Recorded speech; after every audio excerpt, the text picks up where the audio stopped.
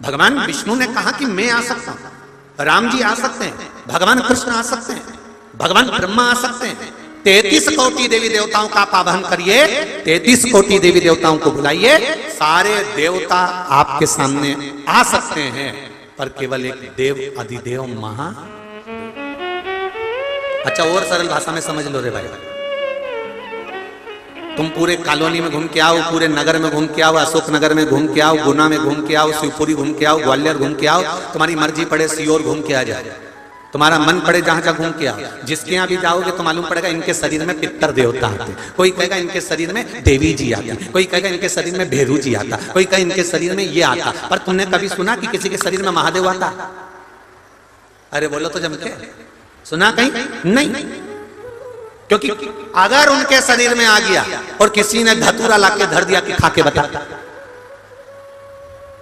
नहीं अभी तो कह रहा था कि मुझे महादेव आया, और महादेव आया तो किसी ने धतूरा लाके रख दिया, ले खा, और एक साथ 12-15 धतूरे, उसने कहा मेरे को महादेव आया, और इन्होंने लिया और 12-15 धतूरे लाके रख दिया कि खा, और मालूम पड़े एक ही धतूरा खाया ने चक्कर खाई ने नीचे गिर गया, सारा महादेव बाहर निकल गया। तो सब आ सकते हैं, पर महादेव जम के बोलो जरा, नहीं आ सकते, बहुत कठिन है। 33 कोटि देवी देवता का दर्शन हो सकता है, 33 कोटि देवी देवता तुम्हारे सामने प्रकट हो सकते हैं। तुमने थोड़ी सी आराधना करी, थोड़ी सी अर्चना करी, थोड़ी सी आराधना करी, थोड़ा सा भजन करा, थोड़ा सा कीर्तन करा, तो सारे देवी देवता तुम्हारे सामने आकर खड़े हो जाएंगे। पर देव अधिदेव महादेव इतनी जल्दी तुम्हारे सामने आकर खड़े नहीं होते। हाँ, शंकर जी से पूछा क्या तुम सामने नहीं आते? शिव जी कहते मैं सामने नहीं आता। तो फिर जगत का कल्याण कैसे करते हो? शंकर भगवान बोले जो दिल से हृदय से मुझे चाहता है और मुझ पर एक लोटा जल समर्पित करता है, शिव जी कहते हैं मुझे आने की जरूरत नहीं पड़ती, मैं गण भेज देता हूं और उसका कल्याण कर देता हूं, मुझे नहीं आना, मैं क्यों आऊं? किस लिए? महाराज सत्यम शिवम, जम के बोलो, सुंदरम। सत्य जीवन में आया तो शिव मिल गया, शिव मिला तो जीवन में सुंदरता बढ़ गई अपने आप। कोई को बढ़ाने की जरूरत नहीं, अपने आप बढ़ गई। केवल सत्य जीवन में आया।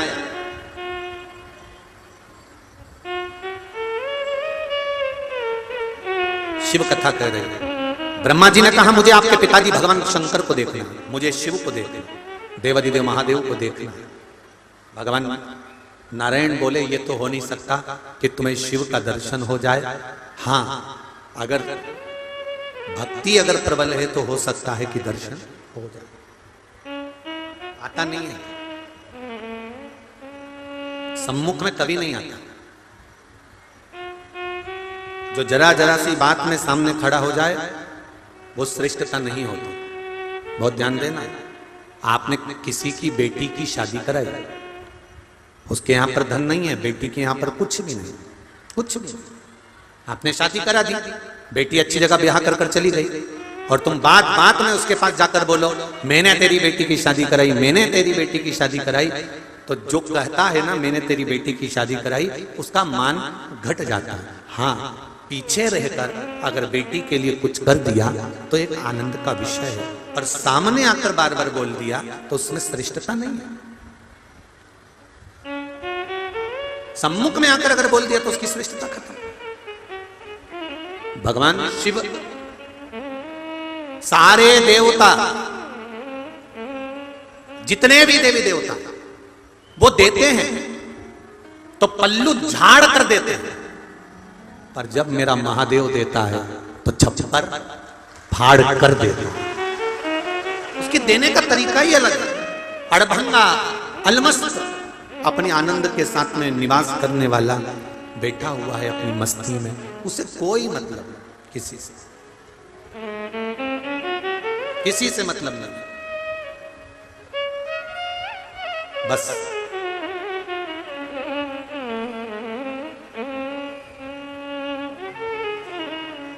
आपकी जो भक्ति है आपका जो स्मरण है, आपका जो मंत्र जाप है, आपका जो नाम जाप है, उससे जो मिलता है मेरा शिव इतना दे देता है कि आपको किसी के आगे हाथ फैलाना नहीं पड़ता। अभी सालासर जी में कथा थी तो एक बात कही थी कि दुनिया के आगे हाथ जोड़ने से अच्छा है एक बार अपने दिल की बात, अपने मन की बात, अपने हृदय की बात मेरे देव अधिदेव महादेव से जाकर कह दो, वो तुम्हारी झोली अपने आप खुशियों से भर देगा। तुम्हें किसी और जगह कहने जाने की जरूरत ही नहीं पड़ेगी, अपने आप। तेरे दरबार की बाबा निराली शान देवी है, तेरे दरबार की बाबा निराली शान देवी है। तुझे देते नहीं देखा पर झोली भरी है। एक पत्र आया है, ध्यान दें इस पत्र पर।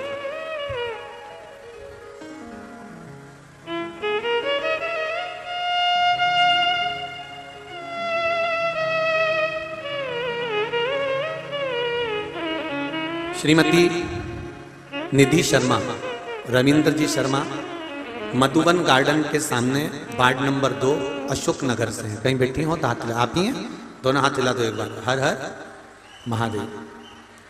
गुरुदेव, मैं एक लोटे जल का क्या बखान करूं, क्या वर्णन करूं गुरुदेव। मेरा 12 साल पहले गाड़ी में एक्सीडेंट हो गया था, जिससे मेरे ब्रेन, दिमाग में इन्फेक्शन आ गया और ब्लड दिमाग में जम गया, सिर में जम गया। 12 साल से डॉक्टर ने कहा था कि तुम्हारी गोली दवाई जीवन भर चलेगी। 12 साल से गोलियां दवाइयां खा रही थी, जो बहुत महंगी थी, जिससे मैं बहुत दुखी थी। गुरुदेव जी, जनवरी 2022 में आपकी मुखारविंद से श्री शिव महापुराण की कथा सुनी। कौन से महीने में सुनी है? जनवरी 2022 में। आपके द्वारा बताया गया उपाय फुलेरा दूज का, एक धतूरे का प्रयोग, पशुपतिनाथ का व्रत, ये करना प्रारंभ करा। और हम ये व्रत करते करते डॉक्टर के चेकअप कराने के लिए भोपाल जाने लगे, तो मन आया कि एक बार कुबेरेश्वर धाम चले जाएं। सीहोर कुबेरेश्वर धाम पहुंचे, वहां शंकर कंकर की पूजन करे, रुद्राक्ष लिया, वहां से आए और बाबा कुबेरेश्वर धाम को नमन करके विनती कर कर कहा, बाबा हम MRI कराने के लिए वापिस जा रहे हैं, डॉक्टर ने बुलाया है, आप कृपा कर देना। डॉक्टर के पास MRI कराने के लिए गए तो डॉक्टर चकित रह गया। जब हम डॉक्टर चकित रह गया और कहने लगा कि अब तुम्हारे सिर में जो ब्लॉकेज थी, वो ब्लॉकेज एक बार अगर आ जाती है तो जिंदगी भर रहती है और गोलियां भी जिंदगी भर खाना पड़ता है, पर अब तुम्हारे सिर में वो ब्लॉकेज नहीं है, तुम्हारी गोली दवाई आज से बंद कर दो। ये शिव है। बैठिए, श्री शिवाय, एक बार हाथ हिला दो दोनों, हर हर। बहुत बढ़िया, बैठिए। ये शिव है।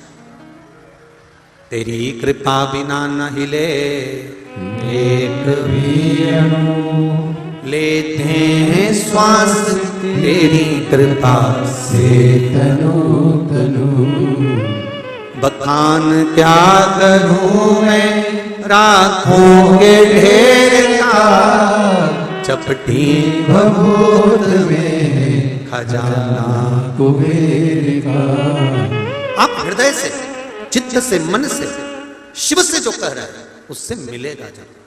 अब जरा विचार करिए, वो 12 साल से दवाई खा रहा है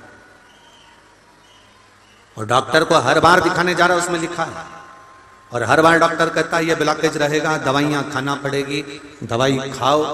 पर एक विश्वास मेरे शंभू का, एक विश्वास मेरे शंकर का, और एक विश्वास मेरे देवाधिदेव महादेव पर करा, तो वो 12 साल से चल रही गोली दवाई भी बाबा ने बंद करा दी। ये शिव कृपा है, ये उसकी उदारता।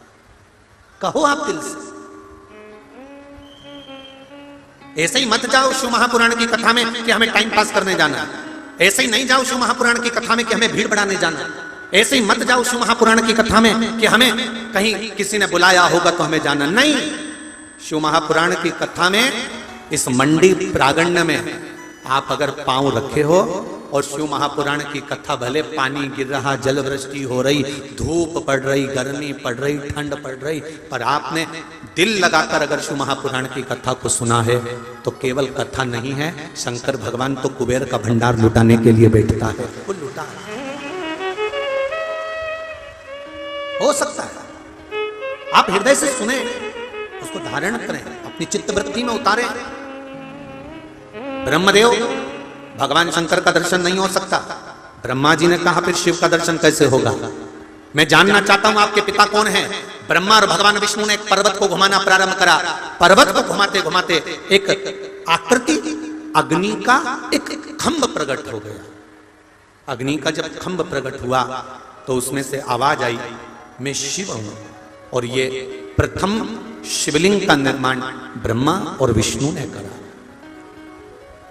सबसे पहला शिवलिंग ब्रह्मा और भगवान विष्णु ने बनाया।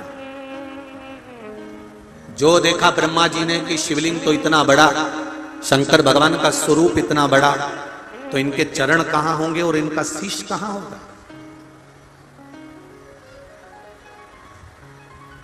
कहां चरण, कहां शीश? पता लगाया। भगवान विष्णु से भगवान ब्रह्मा जी ने कहा, मेरा मन है कि मैं शंकर भगवान का शीश देखकर आऊं, इस शिवलिंग का आखिरी सिरा देखकर आना, और भगवान शंकर का चरण भी देखकर आना।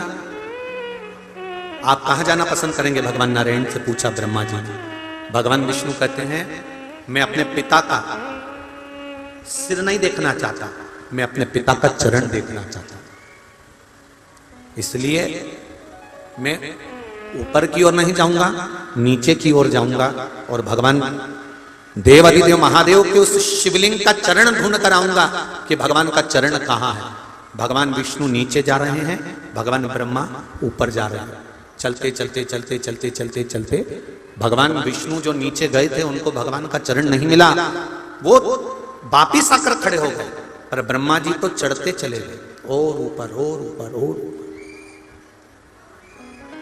चढ़ते जा रहे हैं। बहुत ऊपर ब्रह्मा जी पहुंच गए,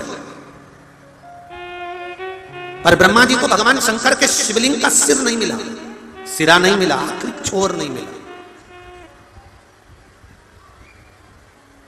ब्रह्मा जी ने विचार करा और भगवान विष्णु को चरण मिल गए होंगे और मुझे सिर नहीं मिला, मेरी हंसी उड़ जाएगी। ऐसे दुनिया में कई लोग हैं, मन करता है एक लोटा जल शिव जी को चढ़ाया। कई माताएं ऐसी हैं जिनका मन करता है कि मैंने सीवर वाले महाराज के मुंह से सुना एक लोटा जल चढ़ा देना चाहिए शंकर भगवान को, मन करता है जाने का, पर कई बार मन में संकोच उत्पन्न हो जाता है। पड़ोसन देखेगी तो कहेगी बताओ ये भी पगली हो गई, ये भी चल दी शिव मंदिर, ये भी बावरी हो गई। नहीं, शंकर के मंदिर जाने में, शिव के द्वार जाने में, शंकर भगवान को एक लोटा जल चढ़ाने में हमें शर्म महसूस नहीं होना चाहिए, हमें गौरव महसूस होना चाहिए कि हम सनातन धर्म से जुड़े। हमें यह गौरव महसूस होना चाहिए कि हम सनातन धर्म से जुड़े हुए हैं। जब चाट वाले के ठेले पर खड़े होकर जो पल्लू तुम्हारा यहां रहता है वो यहां धरकर गोलगप्पा खाने में शर्म नहीं आए, बफेट में गुलाब जामुन निपटाने में शर्म नहीं आए, और तो और सारी दुनिया में जरा सी कोई कुछ कह दे तो झगड़ा करने में शर्म नहीं आए, तो मेरे देवाधिदेव महादेव को एक लोटा जल चढ़ाने में काहे की शर्म आना? सारी समस्या का हल जम के बोलो जरा, एक लोटा जल, फिर क्या शर्म?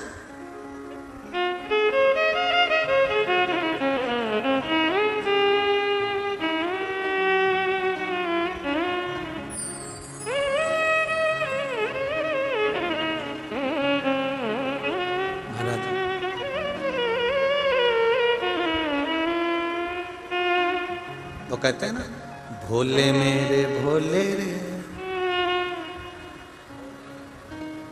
एक लोटा जल मेरा भूल नहीं जाना रे।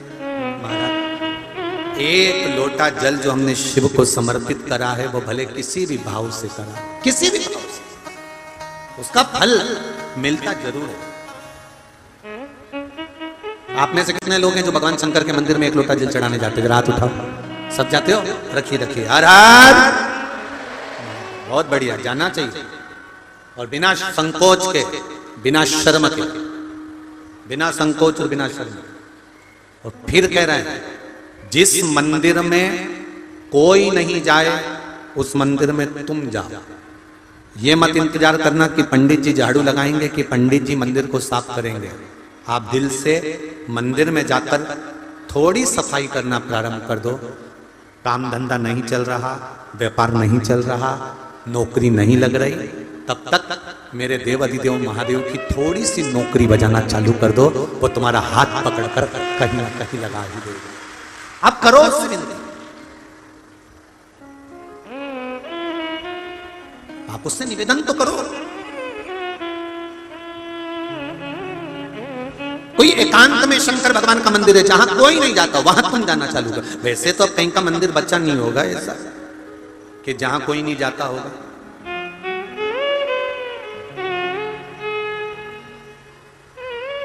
महाराज, ब्रह्मा जी ने विचार करा कि मेरे को नीचे जाऊंगा तो लोग हंसेंगे, भगवान विष्णु कहेंगे कि ब्रह्मा जी को भगवान शंकर का सिर नहीं मिला, क्या करा जाए। भगवान ब्रह्मा जी ने एक केतकी के फूल को तोड़ लिया और केतकी के पुष्प को तोड़ा। उससे कहा कि तू चल के भगवान विष्णु के सामने कह देना कि ब्रह्मा जी को सिर मिल गया। केतकी का फूल बोला कि मैं क्यों झूठ बोलूं, इसमें मेरा क्या फायदा होगा। ब्रह्मा जी ने कहा, मैं सारे देवी देवताओं पर तुझे चढ़वाऊंगा और तुझे सुगंधित बनाकर रखूंगा। ठीक है। अब ब्रह्मा जी और आगे बढ़े तो केतकी के फूल ने कहा, मान लो मेरी बात किसी ने नहीं मानी तो। सामने से गौमाता आ रही थी, गाय आ रही थी। गौमाता को देखा ब्रह्मा जी ने और गौमाता को रोक कर कहा, गौमाता आप हमारे साथ नीचे चलिए, भगवान विष्णु के सामने कह देना कि ब्रह्मा जी को भगवान शंकर का सिर मिल गया। गाय ने कहा, मैं झूठ क्यों बोलूं, झूठ बोलने में मेरा क्या फायदा। व्यक्ति झूठ इसलिए बोलता है कि उसका कुछ ना कुछ फायदा हो।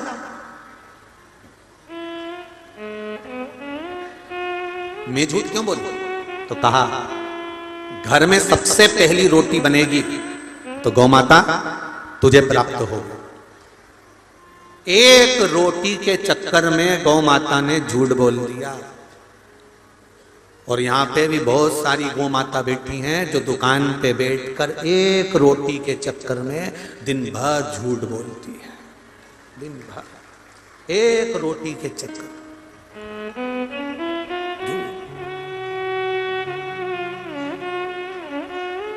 महाराज, नयन जल, गौ माता भी आई, केतकी का फूल भी आया, भगवान ब्रह्मा भी आया। ब्रह्मा जी ने आते से सबसे पहले भगवान विष्णु से पूछा, क्या आपको शंकर भगवान का चरण मिल गया? भगवान विष्णु ने एक शब्द कहा कि मुझे भगवान शंकर का चरण नहीं मिला। विष्णु भगवान ने जैसे ही सत्य बोला, भगवान शंकर ने कह दिया, नारायण तुमने मेरे सामने सत्य बोला है, इसलिए आज से तुम्हारा नाम सत्य नारायण होगा, तुम्हारी घर घर पूजन होगा। एक सत्य बोला इसलिए तुम्हारा नाम सत्यनारायण होगा, तुम्हारी घर घर में पूजन होगी। कोई तुमसे पूछे कि सत्यनारायण जी की कथा कहां से निकली है तो आप बता सकते हो स्कंद पुराण से निकली है। स्कंद पुराण में सत्यनारायण भगवान का चरित्र वर्णन किया गया।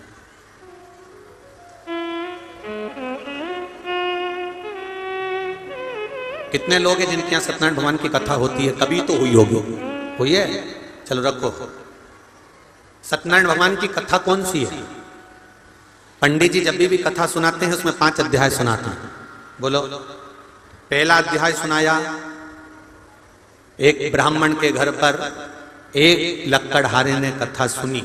बोलो सही है कि गलत है? दूसरा अध्याय, फिर कथा सुनकर उसने कथा सुनी। फिर तीसरा अध्याय, उसने कथा सुनकर उसने कथा सुनी, फिर चौथा अध्याय उसने कथा सुनी और उसने कथा सुनी, पर वो कथा थी कौन सी? जो सत्यनारायण जी की थी, जो सबने सुनी, पर आज तक वो 5 अध्याय में नहीं आई। तो वो कथा कौन सी थी? तो कोई तुमसे पूछे तो कह देना, शंकर भगवान को जानने के लिए ब्रह्मा और विष्णु ने ढूंढना प्रारंभ करा। भगवान विष्णु नीचे गए, ब्रह्मा ऊपर गए, केतकी का फूल, गाय सबको लेके ब्रह्मा जी आए। नीचे खड़े हुए भगवान विष्णु से ब्रह्मा जी ने पूछा कि तुम्हें भगवान शंकर के चरण मिले? तो भगवान विष्णु ने कह दिया कि मुझे चरण नहीं मिले, शंकर भगवान के सामने भगवान नारायण ने सत्य बोल दिया था, इसलिए उनका नाम सत्यनारायण हो गया। तब भगवान विष्णु ने जैसे ही सत्य बोला तो 33 कोटि देवताओं ने पुष्पों की वृष्टि करी, हाथ जोड़कर स्मरण करा, स्तुति करी। एक सुंदर कलश को सजाकर उस पर श्रीफल रखकर, आम पत्र को लगाकर, केल पत्र के साथ में भगवान विष्णु की आराधना करना प्रारंभ करी। और भगवान विष्णु की जब आराधना करी तो यही आराधना जब करना प्रारंभ करे तब उनको कदली फल मेवा का भोग लगाया, क्योंकि तुमने सत्य बोला है। सत्य बोलने वाले की पूजन संसार में होती रही है, इसलिए भगवान नारायण की उस दिन से पूजन प्रारंभ हो गई। अब कोई तुमसे पूछे कि सत्यनारायण जी की कथा कौन सी थी, तो तुम बता देना कि कथा ये थी, और वो 5 अध्याय तो कथा के क्रम के। आपने जितनी बार भी सत्यनारायण जी की कथा सुनी होगी उसमें बताया होगा, उन्होंने कथा करवाई तो उन्होंने कथा करवाई तो उन्होंने कथा करवाई। वो कथा कौन सी थी? वो कथा ये। अब भगवान विष्णु ने ब्रह्मा जी से पूछा, आपको भगवान शंकर का सिर मिला? हाँ। आकाशवाणी हो गई शिवलिंग में से, ये ब्रह्मा झूठ बोल रहा है। दुनिया के सारे मंदिर में, दुनिया की सारी भूमि पर, दुनिया की सारी जगह पर जाकर झूठ बोलोगे चल जाएगा, पर शंकर भगवान के सामने झूठ बोलोगे तो जिंदगी नरक जैसी निकल जाएगी, पूरी जिंदगी। ये अदालत, ये पंचायत, ये पंच, ये तो सब बाद में बने। इससे पहले तो गांव के लोग निर्णय कराने के लिए शंकर जी के मंदिर लेके जाते थे। बोलो रे, जितने बैठे हो पुराने, सबको मालूम होगा, जरा सा कोई काम बिगड़ा, चल शंकर जी के मंदिर में उठा गंगा जली और कह दे कि तूने ऐसा नहीं करा। ना पहले पंचायत होती थी, ना पहले अदालत होती थी, ना कोई निर्णायक मंडल होता था, केवल एक निर्णय होता था, शंकर जी के मंदिर में ले जाकर खड़ा कर देते थे और उठा गंगा जली और कह दे तूने ये नहीं करा। कारण क्या था? क्योंकि स्कंद पुराण, शिव पुराण, गर्ग संहिता, लिंग पुराण, नर्मदा पुराण, पद्म पुराण, सारी पुराण एक बात कहती है कि दुनिया में कहीं पर भी झूठ बोल लो, पर शंकर के द्वार पर झूठ मत बोलना। शिव के द्वार पर झूठ बोला तो जिंदगी नरक हो जाएगी। ब्रह्मा जी ने शंकर जी के सामने झूठ बोल दिया। और क्या झूठ बोला? कि मुझे शिव जी का सिर मिल गया।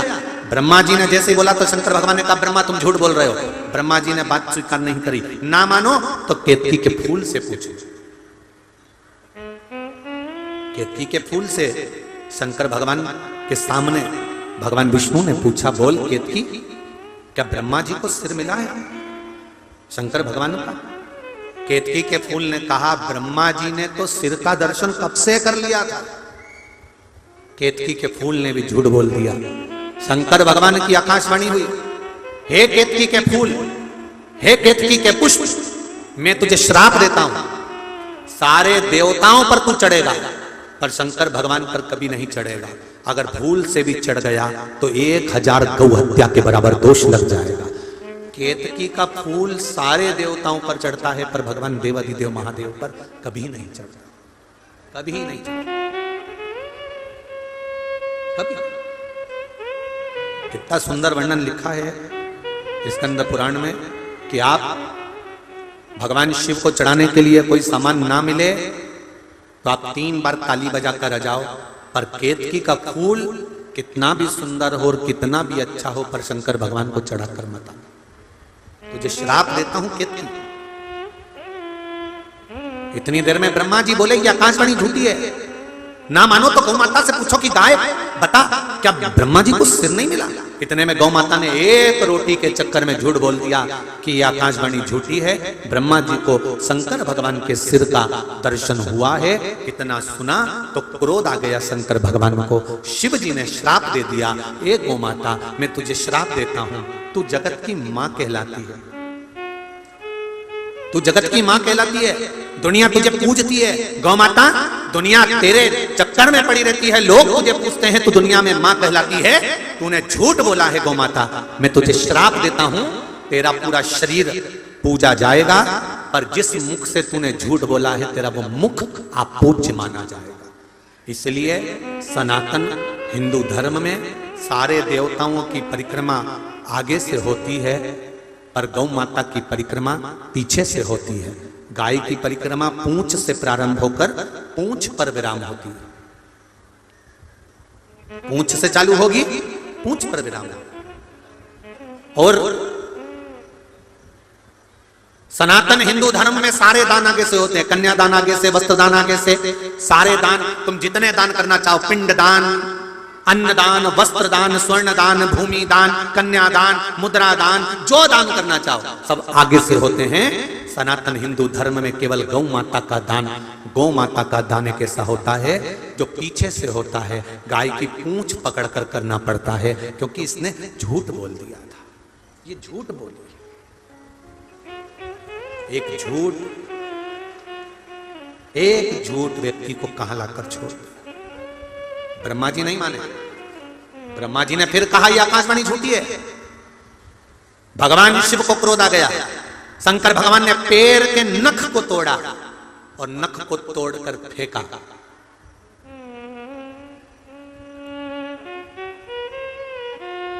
काल भैरव प्रकट किया। भविष्य पुराण में एक बात मिली, उसका स्मरण करिएगा। जितनी भी कथा इससे पहले बाकी हैं उसमें यह प्रसंग नहीं आया। आज ये प्रसंग आपके बीच में आया है, तो थोड़ा ध्यान लगाकर सुनना। आस्था चैनल वाले भी जितने सुन रहे हैं और जितने फेसबुक यूट्यूब पर सुन रहे हैं और जितने इस अशोक नगर की पावन धरा पर सुन रहे हैं। भविष्य पुराण कहती है पांव के अंगूठे का नख जब भी काटो, उसको काटते समय कोई देखे ना, और दूसरा उसको कहां फेंका गया है उसका स्मरण परिवार के व्यक्ति को नहीं होना चाहिए।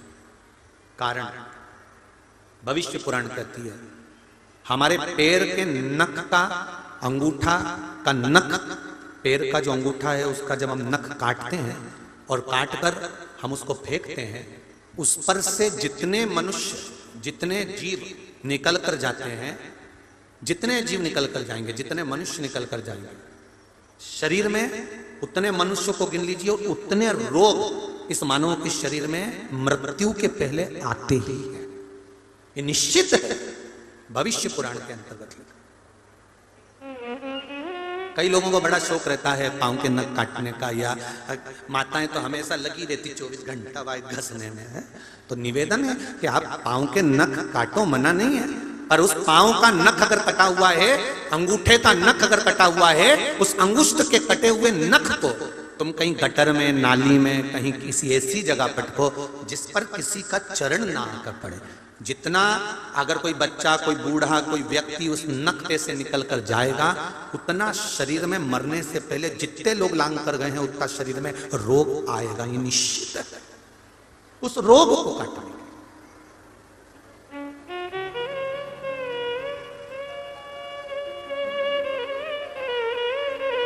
मरने से पहले, जन्म से लेकर मृत्यु तक व्यक्ति का शरीर हर 10 वर्ष में बदल जाता है। 7 बार मृत्यु से पहले यह मानव का शरीर बदलता है। जब यह मानव का शरीर बदलता है तो इसके अंदर का जो पाप है, इसके अंदर का जो पाप कर्म है, वो 3 जगह से निकल कर जाता है। एक मल के द्वारा, दूसरा नख के द्वारा, तीसरा केश के द्वारा, बाल के द्वारा। क्यों? गया जी में तर्पण करने जाते हैं, पिंड देने के लिए जाते हैं, हरिद्वार में पिंड देने के लिए जाते हैं, ब्रह्म कपाली करने के लिए बद्रीनारायण जाते हैं, या घर में कोई चले जाता है तो कहा जाता है बाल देना पड़ेगा। आखिर कारण क्या है इस केश में, इस बाल में ऐसा है क्या?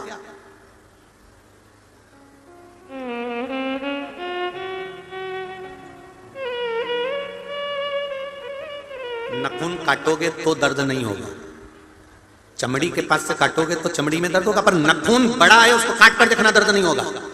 बाल चमड़ी के पास से काटोगे तो दर्द होगा, पर बाल वैसे ही काटोगे तो दर्द नहीं होगा, क्योंकि पाप कृत्य में जो लिप्त होता है उसको जब नष्ट करा जाता है तो उसमें दर्द का भान नहीं होता, उसमें दर्द का कण नहीं। महाराज शिव जी ने अपने पैर के अंगूठे का नख तोड़ा, फेंका, काल भैरव प्रकट हो गया। काल भैरव ने अपने अंगूठे का नख तोड़कर जो फेंका तो ब्रह्मा जी का सिर कट गया। ब्रह्मा जी का कटा हुआ सिर लुढ़कते लुढ़कते लुढ़कते लुढ़कते गया तो भी ब्रह्मा का मुख से झूठ ही निकल रहा था। बार बार ब्रह्मा जी कह रहे थे ये आकाशवाणी झूठी है, ब्रह्मा झूठ बोलते हुए जा रहे थे।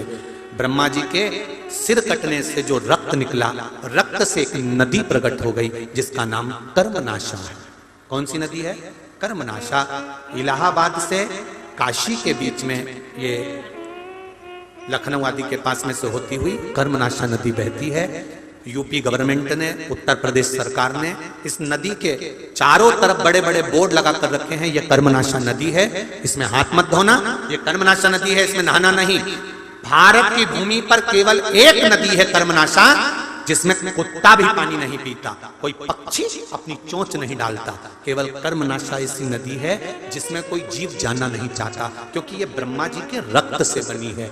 अगर कोई भूल से भी कर्मनाशा नदी का पानी उसके शरीर पर पड़ जाता है तो जिंदगी में उसने जितना पुण्य करा होता है, जितने व्रत, उपवास, साधना, दान, पुण्य जितना करा होता है, केवल कर्मनाशा नदी का एक बूंद पानी शरीर पर पड़ने से वो सब नष्ट हो जाता है। कर्मनाशा ब्रह्मा जी के रक्त से बने। ब्रह्मा जी ने झूठ बोलना बंद नहीं किया, तब भगवान विष्णु ने आकर ब्रह्मा को चुप करा और भगवान शंकर की आराधना करी। हे शिव कृपा करिए, भोलेनाथ कृपा कर।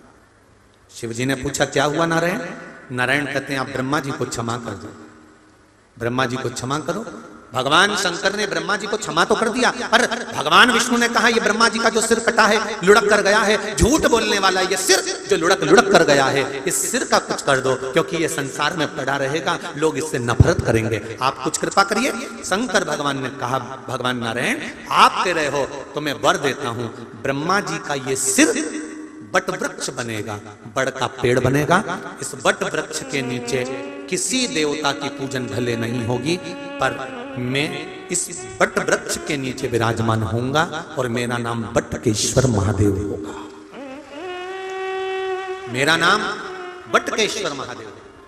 सुनो ब्रह्मा जी, मैंने तुम्हारे सिर को सही कर दिया, बड़ का पेड़ बना दिया, अब आप संसार के लोगों के लिए कुछ वर प्रदान करो जिससे जीवों का कल्याण हो। जीवों का कल्याण। आज अगर यादव परिवार कथा करवा रहा है, डॉक्टर कृष्णपाल जी अगर कथा करवा रहे हैं सांसद महोदय, तो ये केवल एक व्यक्ति के लिए नहीं है, ये किसी एक के लिए शिव महापुराण की कथा नहीं है, संपूर्ण विश्व के कल्याण के लिए, संपूर्ण विश्व। महाराज भगवान शंकर ने कहा ब्रह्मा जी अब आप संसार के हित के लिए कुछ करिए। ब्रह्मा जी ने वर दिया, बट वृक्ष के नीचे जो अपने पूर्वजों के लिए पिंडदान, तर्पण आदि कर्म करेगा, उसके पूर्वजों का मृत्यु लोक में कोई अंश नहीं रहेगा और वो देवलोक में जाकर विराजमान हो जाएंगे, पितृलोक से उनकी मुक्ति हो जाएगी। पितृलोक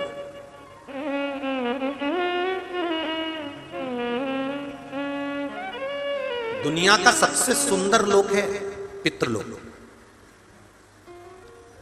जितना बैकुंठ सुंदर है, जितना गौलोक धाम सुंदर है, उससे भी ज्यादा सुंदर है पितृलोक, जहां पर हमारे पूर्वज हमारे पितृ रहते हैं, सबसे सुंदर। और उन पितृलोक की बेटियां भी कितनी सुंदर हैं, जरा ध्यान दीजिएगा। पितृलोक की 3 बेटियां हैं पितरों की। पहले नंबर पे मैना, पार्वती जी की मां। दूसरे नंबर पर सुनैना, माता जानकी की मां। तीसरे नंबर पर कीर्ति, राधा जी की मां। ये पितरों की बेटियां हैं। जिस पितृलोक में इतनी सुंदरता है, शिव महापुराण की कथा कहती है बैकुंठ धाम से भी लाख गुना सुंदर है पितृलोक, जहां पितृ रहते हैं, जहां पितृ निवास करते हैं। बहुत सुंदर था पितृलोक। और पितरों के देवता आर्यमा, माता अदिति के पुत्र, वो भी बड़े सुंदर। काय पे बैठते हैं? कौवे पर। दुनिया का सबसे सुंदर पक्षी, वो तो राष्ट्रीय पक्षी मोर को बना दिया, नहीं तो दुनिया का सबसे सुंदर पक्षी अगर कुछ था तो कौवा था। दुनिया का सबसे सुंदर पक्षी, एकदम सफेद। बगुले और हंस भी उसको देखकर जलते थे, इतना सुंदर था कौवा।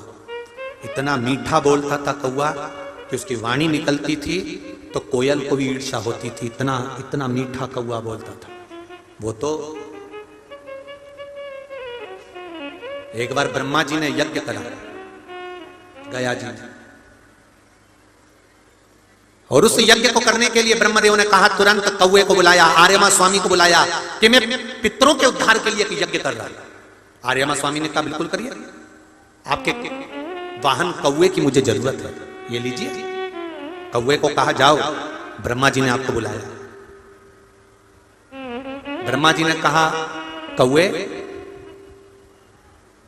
बैकुंठ के पीछे वाले द्वार पर कहीं अमृत का कलश छुपा हुआ है, तू बड़ा विद्वान है, तू जा सकता है, अमृत ला सकता है, पर मेरा निवेदन है कौवे, तू अमृत को लेकर मत आना, तू केवल अमृत का पता लगा कर आना कि अमृत रखा कहां। कौवा उड़ते उड़ते गया, उड़ते उड़ते गया। कई दिन कौवे को अमृत ढूंढते ढूंढते हो गए, पर अमृत नहीं मिला। कौवा थक गया। ब्रह्मा जी ने कहा था जब तक अमृत ना मिले तब तक लौट कर मत आना। कौवा थक गया। आर्यमा स्वामी से पूछा, स्वामी आप मेरे सेठ हैं, आप स्वामी हैं, आप बताओ अमृत कहां रखा है। आर्यमा स्वामी ने कहा, मुझे मालूम होता तो मैं अमृत तुझे पहले बता देता। कौवे से कहा तुम ढूंढो। कौवा एकदम सफेद, मीठी वाणी बोलने वाला, उड़ते उड़ते उड़ते उड़ते सारे लोकों में घूम कर आ गया। मृत्यु लोक में आया, शिव की आराधना करी, आप बताओ अमृत कहां रखा है। शंकर जी ने इशारा कर दिया, तुम कैलाश के पीछे जाओ, और उस कैलाश के पीछे उत्तराखंड का जो आनंद है वहां देव शिखर है। कभी आप नेट पे सर्च करना, मोबाइल पर निकालना, उत्तराखंड की भूमि पर देव शिखर नाम आता है, देव शिखर, जहां पर अमृत का कलश रखा हुआ था।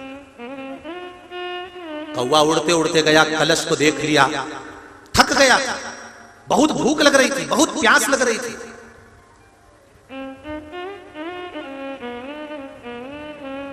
कौवे ने उस अमृत के कलश को देखा और उसमें से थोड़ा सा अमृत मुख में चोंच में रख लिया। चोंच में रखा, आया, ब्रह्मा जी से कहा, प्रभु अमृत वहां रखा हुआ है। ब्रह्मा जी गए, अमृत का कलश लेकर आए। जैसे ही अमृत के कलश में से अमृत निकालकर ब्रह्मा जी गयासुर की छाती पर मलने लगे यज्ञ करने के लिए, इतनी देर में कौवे ने कह दिया, ये अमृत को तो मैंने झूठा कर दिया। ब्रह्मा जी को क्रोध आ गया। क्रोध आते से ब्रह्मदेव ने कहा, रे कौवे, तेरी बुद्धि काली है, जा मैं तुझे श्राप देता हूं कि तेरा स्वरूप गोरे से काला हो जाए, और तूने अमृत को झूठा करा है, इसलिए मैं श्राप देता हूं कि तेरी वाणी कर्कश हो जाए, तेरी वाणी बेकार हो जाए।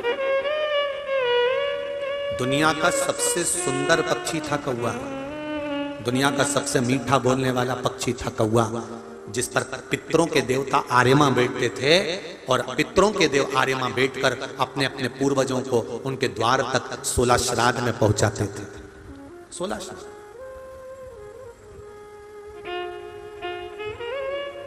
शादी में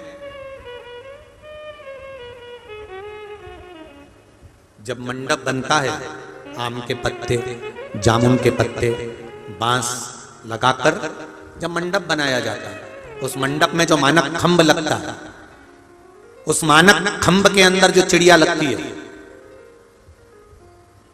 दुनिया के लोगों को लगता है कि वो चिड़िया लगी है, और उस मानक खंभ के अंदर हमारे पूर्वज जिस कौवे पर बैठकर आर्यमा स्वामी के साथ आते थे, उस आर्यमा स्वामी का प्रतीक है वो मानक खंभ। इसलिए आज भी विवाह में मंडप होता है तो सबसे पहले पूर्वजों के नाम की ही, वहां पितरों के नाम की ही धूप का स्मरण होता है। अब यहाँ पर होता है कि नहीं होता वो नहीं मालूम, पर हमारे यहाँ आज भी उधर मालवा क्षेत्र में जब मंडप होता है तो मंडप में धूप दिलाई जाती है या मंडप की पूजन होती है, तो पूर्वजों के नाम से, पितरों के नाम से पत्थर रखकर, लिया रखकर उसकी पूजन कर कर फिर स्मरण करा जाता है पूर्वजों का, पितरों का। केवल पितर 16 श्राद्ध में ही नहीं पूजे जाते, जहां शादी का मंडप होगा वहां पूर्वजों का स्थान होगा, वहां पूर्वजों का स्थान। आर्यमा कौवे को श्राप दे दिया। सबसे सुंदर लोक है पितृलोक, बहुत सुंदर। पितर कभी भी उस पितृलोक से जाना नहीं चाहता। भगवान विष्णु बैकुंठ धाम में सबसे कम रहते हैं और सबसे ज्यादा भगवान विष्णु पितृलोक में रहते हैं। तुम्हारे जैसे ही हैं भगवान नारायण भी, कम है क्या? आपके रिश्तेदार अगर मिलने के लिए आए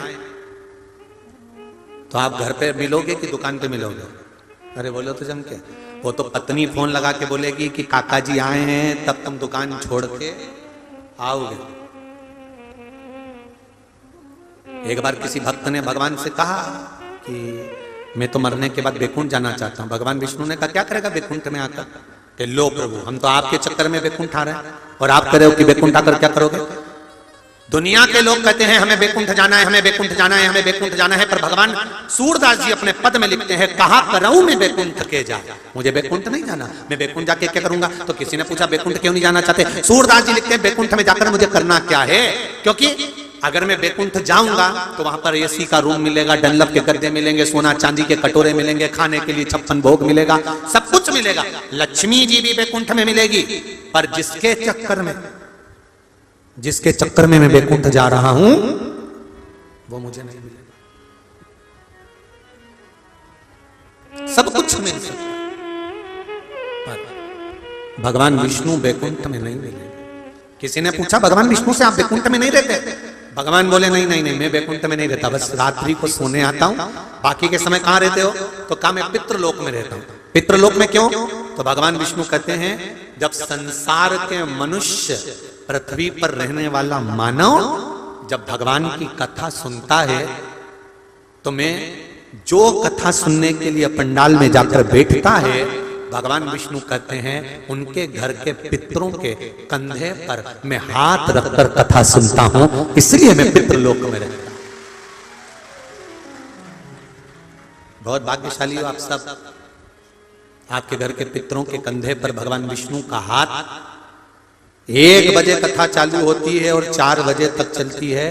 1 बजे से 4 बजे तक पितृलोक में भगवान विष्णु हम सब के पितरों के कंधे पर हाथ रखकर बैठते हैं कि तुम्हारे बच्चे शिव महापुराण की कथा करवा रहे हैं, तुम्हारे बच्चे शिव महापुराण की कथा करवा रहे हैं, तुम्हारे बच्चे भजन गा रहे हैं, तुम्हारे बच्चे पुण्य कर रहे हैं, तुम्हारे बच्चे सत्कर्म कर रहे हैं। ये हमारे घर के पितरों के कंधे पर भगवान विष्णु का हस्त कमल होता है। 3 घंटे आप कथा में रहते हो तो 3 घंटे मेरे नारायण आपके पितरों के कंधे पर हाथ रखकर आपको आशीर्वाद देते हैं। आशीर्वाद, पितृ बड़े खुश होते हैं, बहुत खुश। एक कथा आती है ना, एक रहनी नाम की एक बहन थी, उसका भाई था रहू। क्या नाम है? रहू। इस कथा को सुनना, कहते हैं श्राद्ध पक्ष में यह कथा अगर सुन ली जाती है तो ब्राह्मण घर से अगर भूखा गया हो या दूसरी जगह से भोजन कर दूसरे घर में भोजन करने आए हो और हमारे पितर तृप्त नहीं होते हों तो रहू और रहनी की कथा हमारे पितरों को जब सुनाई जाती है तो हमारे पितर संतुष्ट होकर आशीर्वाद प्रदान करते हैं। ये वो रहनी और रहू की कथा।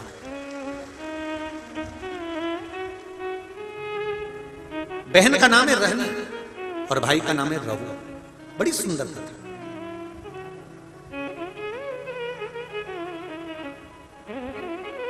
भाई बहन की शादी हो गई,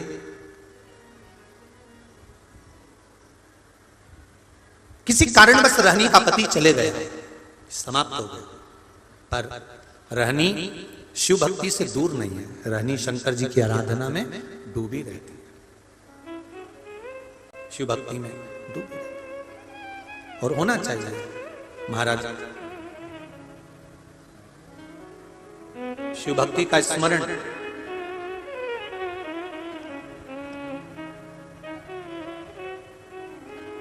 होते रहना चाहिए। रानी शिव भक्ति में लगी रहती।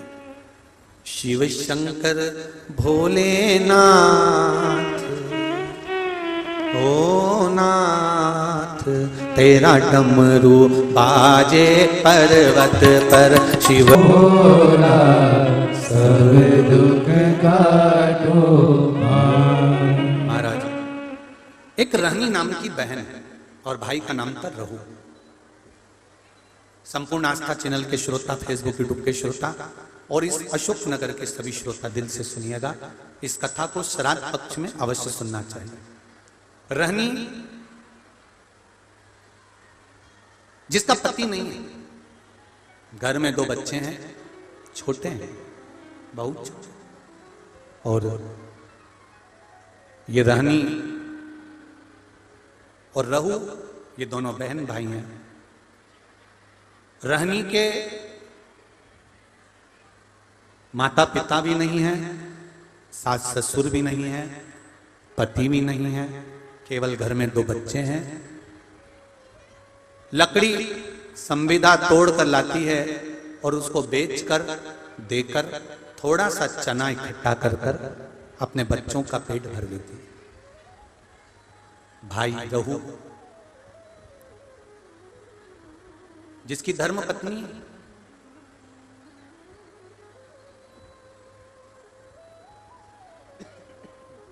थोड़ी प्रीतता ससुराल में कम थी। एक बात का थोड़ा स्मरण रहे अपने जीवन में। मेरा बेटियों से, माताओं से एक निवेदन पहले भी रहा है, आज फिर करते हैं कि जब आपका मंगल विवाह हो जाए, शादी हो जाए, विवाह के बाद में प्रयास करना कि इस शरीर को, इस मन को, चित्त को मायके से ज्यादा ससुराल में लगाने का प्रयास करना, तो कोई घर नहीं टूटे।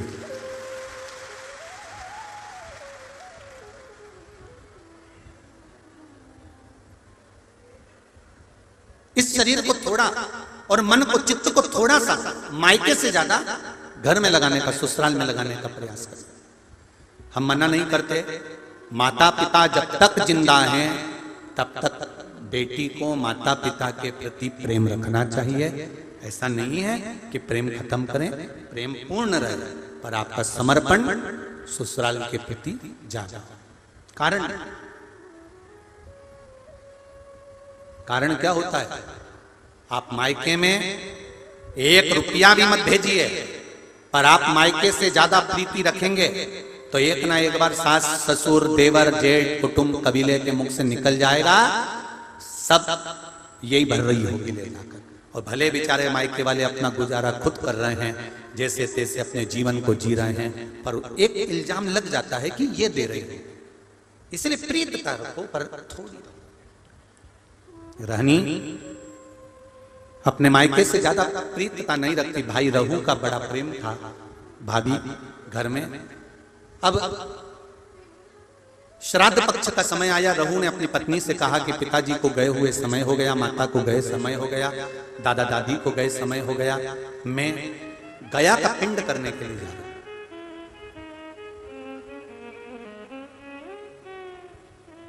प्रयागराज, काशी, गया, यहां पिंड देकर मैं पुनः वापस आऊंगा और शिव जी की आराधना कर कर अपन भजन करेंगे, कीर्तन करेंगे, स्मरण करेंगे। तुम एक काम करना, अपनी धर्म पत्नी से रहू कहता है कि किसी ब्राह्मण को बुलाकर मैं जहां जहां पिंड दान करने के लिए जाऊं, आप दादा दादी के श्राद्ध में, माता पिता के श्राद्ध में किसी ब्राह्मण को बुलाकर भोजन करा दें। किसी ब्राह्मण को बुलाइएगा, भोजन कराइएगा। जब यह सुना तो धर्म पत्नी ने कहा, सुनो स्वामी, ब्राह्मण को भोजन करने बुलाऊं और ब्राह्मण अपने घर में ना आए, उसका एक कारण था। जिस ब्राह्मणों के घर के पास रहू रहता था, रहू की धर्म पत्नी इतनी ज्यादा लड़ोकी थी, इतनी लड़ती थी कि जितने ब्राह्मण आसपास में रहते थे उनकी सबकी पत्नी से रहू की पत्नी का झगड़ा हो चुका था। तो ब्राह्मण भोजन करने इसके घर में नहीं आए।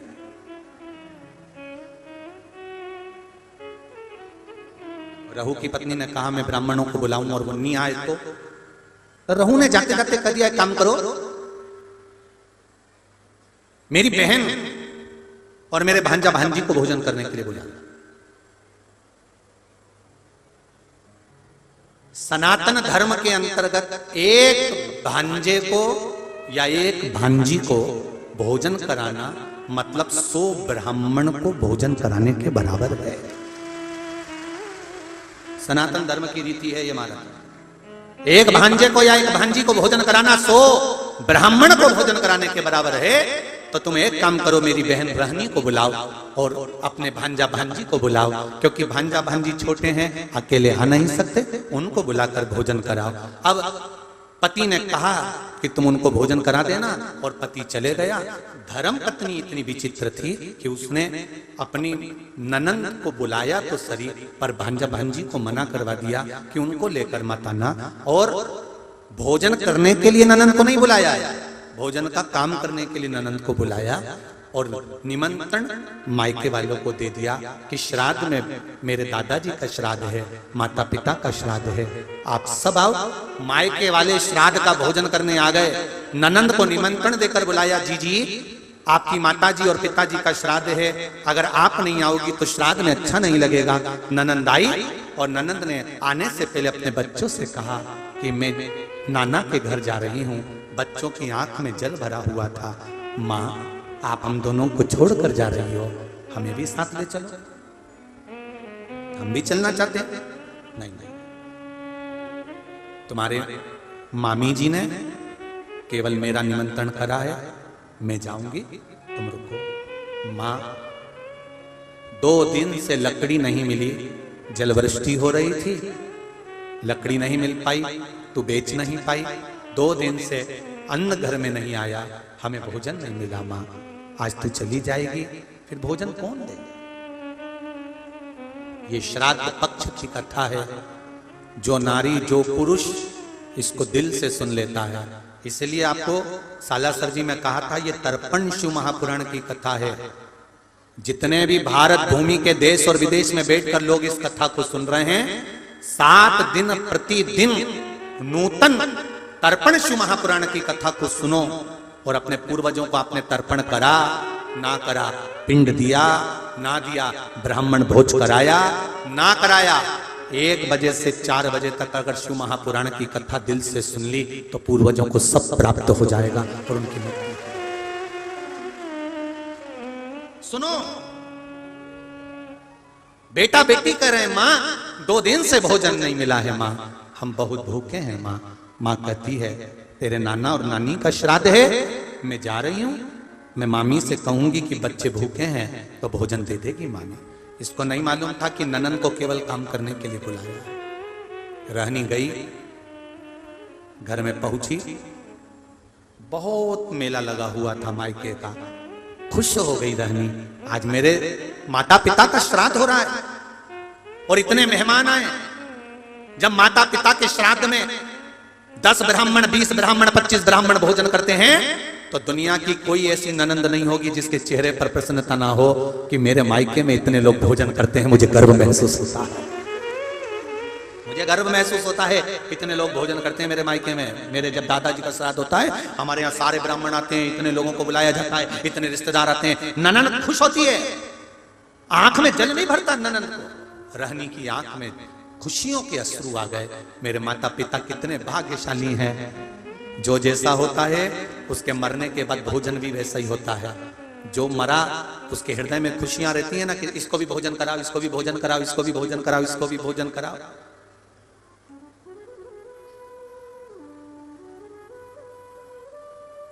ये जो मिला है ये आपका नहीं है, ये आपके पूर्वजों का है।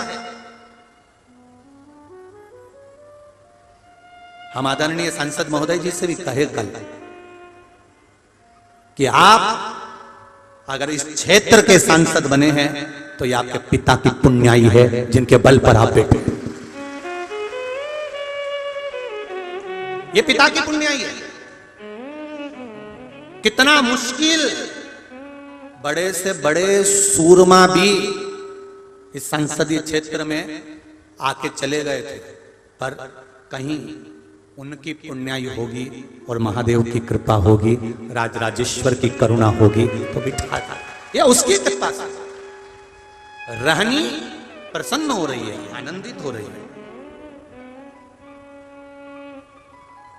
रहनी की आंख में आज खुशियां, अपार खुशी। उस खुशी का कोई बखान नहीं कर सकता। एक ननन से पूछा जाए, बेटी से पूछा जाए, इतनी माताएं मेरी अशोकनगर की बैठी हैं, पूरे पंडाल जहां जाकर देखो पंडालों में मेरी माताएं और भाई बैठे हुए हैं। मैं इन माताओं में से पूछना चाहूंगा, ये भी किसी ना किसी की ननंद हैं, इन सब से पूछना चाहूंगा, तुम्हारे मायके में जब भोजन होता होगा श्राद्ध का, और जब भाभी प्रेम से भोजन कराती होगी, 2 ब्राह्मण, 4 ब्राह्मण, 6 ब्राह्मण जब जीमते होंगे, ब्राह्मण के साथ में मेहमान भी जीमते होंगे, तो जितनी मेरी माएँ बैठी हैं, बेटियां बैठी हैं, नंदे बैठी हैं, इनके चेहरे पर प्रसन्नता होती कि नहीं होती? इनके चेहरे पर अलग प्रसन्नता आ जाती है कि हमारे यहाँ इतने जीमते हैं। ये जब किसी को बताती है ना तो बड़ी खुश होकर बताती है, हमारे यहाँ इतने लोग जीमते हैं, श्राद्ध आता है हमारे दादाजी का, हमारे काका जी का, तो हमारे यहाँ इतने जीमते हैं, हमारे यहाँ इतने लोग आते हैं, पूरे रिश्तेदारों को बुलाया जाता है, 25-50 लोग भोजन करते हैं, हमारी भाभी भोजन बनाती हैं, उनके साथ भोजन बनाने के लिए हम भी लगते हैं, हमारे रिश्तेदार भी लगते हैं, सब भोजन बनाते हैं।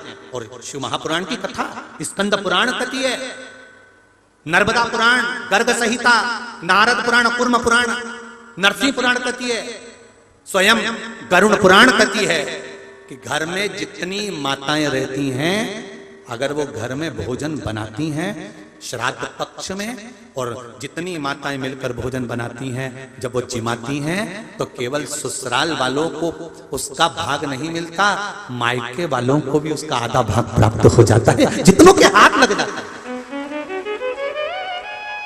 जितनों के हाथ। बड़ी प्रसन्न है रहने। रहू कहकर चले गया, जाओ। धर्म पत्नी ने जाकर निमंत्रण तो दिया है रहनी को, रहनी के बच्चों ने कहा आप अकेली जा रही हो मां, हमें लेकर नहीं, तुम्हारी मामी ने तुमको निमंत्रण नहीं दिया। शिव महापुराण की कथा कर रही है।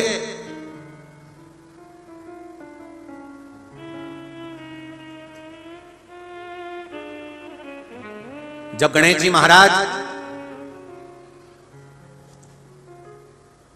अपनी धर्म पत्नी रिद्धि सिद्धि के साथ मिलकर किसी व्रत का उद्यापन उजमना करते थे, ये उद्यापन जितने व्रत आप लोग करती हैं माताएं, इसका जो उद्यापन करते हो ना, उद्यापन उजमना करना, उद्यापन करना, ये उजमना उद्यापन सबसे पहला किसने करा था? गणेश जी महाराज ने अपनी रिद्धि सिद्धि के साथ मिलकर सारे व्रतों का उद्यापन करा है। गणेश जी महाराज जब रिद्धि सिद्धि के साथ मिलकर अपने पत्नियों के साथ मिलकर जब उजमना करते थे, उद्यापन करते थे, सबसे पहला निमंत्रण श्री गणेश जी महाराज रिद्धि सिद्धि के साथ जाकर अपनी बहन अशोक सुंदरी को देते थे।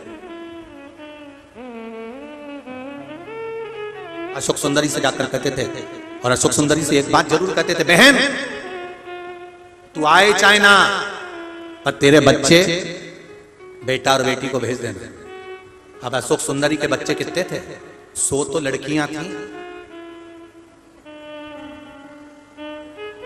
और लड़कों का क्रम ऐसे। अशोक सुंदरी के इतने बेटा बेटी थे तो गणेश जी कहते थे तू भले आ चाहे मत आ, पर तू एक काम करना, तेरे भांजा बेटा बेटी को हमारे यहाँ भेज देना भोजन करने के लिए। तो अशोक सुंदरी पूछती थी भैया गणेश से, गणेश क्या तुम ब्राह्मण को भोजन करने नहीं बुला रहे? हमने ब्राह्मण को निमंत्रण दिया है।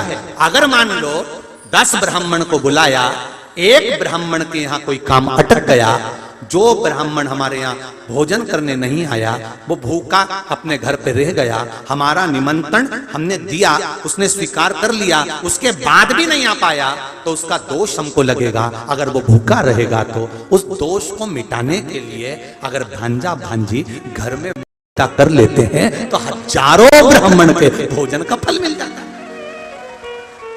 गणेश जी महाराज अपनी बहन अशोक सुंदरी के बच्चों को निमंत्रण दे देते। आज रहनी और रहू की कथा आधी रह गई है, इसको कल के प्रसंग में लेंगे, क्योंकि एक समय अवधि भी रहती है चैनल की, और अगर आधी कथा हम यहाँ सुना देंगे और आधी पूरे देशवासी रह जाएंगे तो वो ठीक नहीं लगेगा। इसलिए रहनी रहू की कथा जितने लोग श्रवण कर रहे हैं इनसे निवेदन है अधिक से अधिक संख्या में पहुंचकर तर्पण शिव महापुराण की कथा का आनंद लो। अशोकनगर की इस पावन धरा पर मैं रेलवे विभाग को भी बहुत बहुत धन्यवाद दूंगा, जिन्होंने कई ट्रेनों